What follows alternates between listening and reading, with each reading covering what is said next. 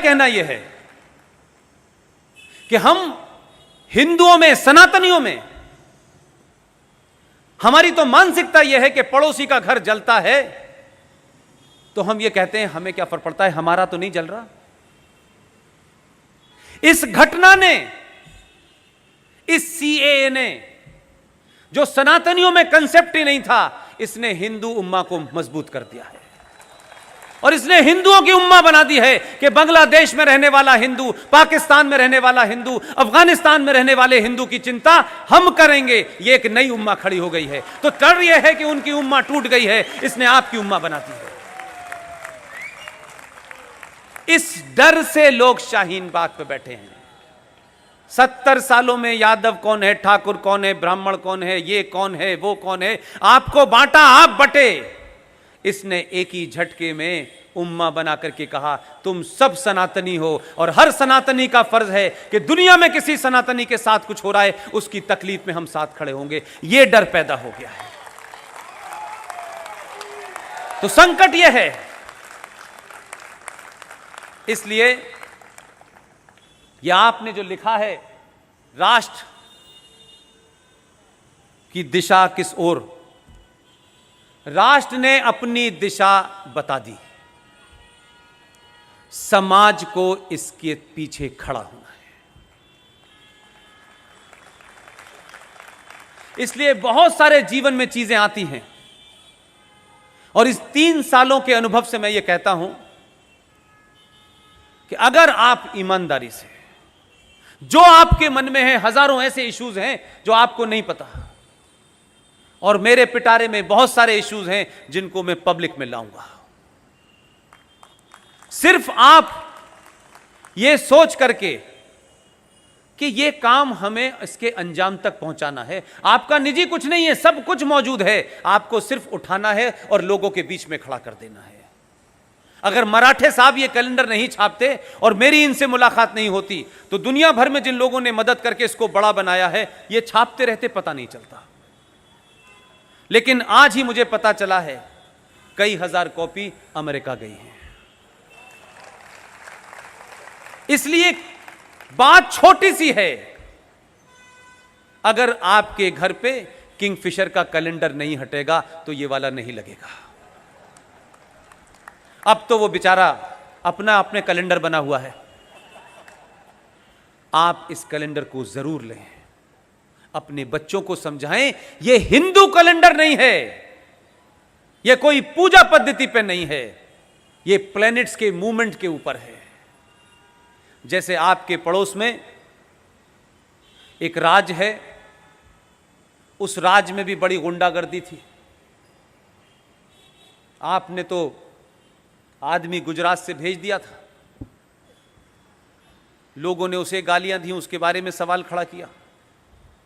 इसलिए मैं उसका जिक्र इसलिए करना चाहता हूं कि आपकी सभा में कोई ईमानदार, मुसल्लत ईमान वाला मुसलमान बैठा हो तो खड़े होकर मुझे टोक देना कि मैं इस्लाम का और कुरान का गलत हवाला दे रहा हूं। कुरान मजीद में एक आयत है, आयत समझते हैं जो वर्सेस होती है, एक आयत है उसका नाम है सूरे निसा। सूरे निसा क्या कहती है ये मुसलमान भले ही न जाने, आप सब लोग जान लीजिएगा। और जहां भी आपको छोटे भाई का पजामा, बड़े भाई का कुर्ते का आदमी मिल जाए उसे रोकिएगा, उससे कहिए भाई इसका मतलब बताओ, क्योंकि हम तो जाहिल हिंदू हैं, तुम ही बताओ। मैं आपको बताए दे रहा हूं, जब वो झूठ बताए तो उसका गला पकड़ लीजिएगा। कहा कि तुम तो कुरान के भी लिए वफादार नहीं हो, तुम तो इसके प्रति भी ईमानदार नहीं हो। सूरे निसा ये कहती है कि अल्लाह मियां ने, उनका कहना है कि 1400 साल से के पहले कोई था नहीं, वहीं से शुरू हुआ है। उनका मानना है, थोड़ी देर के लिए मान लें, अल्लाह मियां ने जब आदम और हव्वा के माध्यम से सृष्टि क्रिएट की और कहा कि तुम नीचे जाओ, तो जो लोग अल्लाह पे ईमान रखते थे उनके ऊपर मुसल्लत ईमान मीन्स होता है कंप्लीट ईमान, थोड़ा बहुत नहीं। उन्होंने कहा कि जो लोग मेरे ऊपर ईमान लाए हैं, जो मुझ पे यकीन करते हैं, जो मेरे बताए रास्ते पे चलते हैं, मैं तुम्हें इस दुनिया में, इस सृष्टि में, जमीन पे भेज रहा हूं, तुम जाओ, तुम्हारे लिए सब कुछ मैंने दिया है, तुम्हारे रहने खाने पीने का सबका इंतजाम किया है, लेकिन मैंने तुम्हें कुछ शर्तें की हैं कि तुम उन बताए रास्तों से मत हटना, तुम्हें ये करना है, ये नहीं करना है। लेकिन वो ये जानते थे, आखिर अल्लाह मियां थे, वो अपने बंदों के बारे में जानते थे कि ये कैसे लोग होंगे, ये तो शाहीन बाग पे भी बैठ जाते हैं। उन्होंने कहा कि अगर तुम मेरे बताए रास्ते से हटे तो मैं इसी धरती पर ऐसे लोग भेजूंगा जो तुम्हें रास्ते पे ले आएंगे।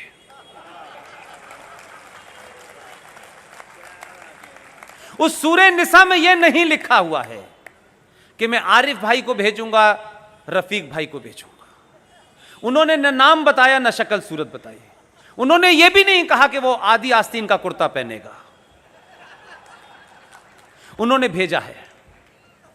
और जो बार बार सुबह से लेकर शाम तक कहते हैं रब्बुल आलमीन, इसका मतलब जानते हैं आप लोग? नहीं जानते। ये जो सृष्टि है, जो ब्रह्मांड है, जो यूनिवर्स है, इसे कोई ईश्वरी शक्ति चला रही है। ये सूरज का निकलना, ये हवा होना, ये पानी बरसना, जो कुछ भी होता है, मेरा आपका यहां बैठना भी, मुझ जैसा आदमी ये मानता है कि ये उसी शक्ति के कारण है। उसकी मर्जी के बगैर पत्ता नहीं हिलता। इसे उर्दू में मुसलमान कहते हैं रब्बुल आलमीन, या नहीं, इस पूरे रब को कोई चला रहा है, वो कोई बहुत बड़ी शक्ति है, उसे वो अल्लाह कहते हैं। उसकी मर्जी के बगैर कुछ नहीं होता मेरे भाई। हमारा उस पर यकीन था, है, और जब तक यह सृष्टि रहेगी हम जैसे सनातनियों का उस पर यकीन रहेगा। हम 1000 साल तक गरीब गुलाम बने,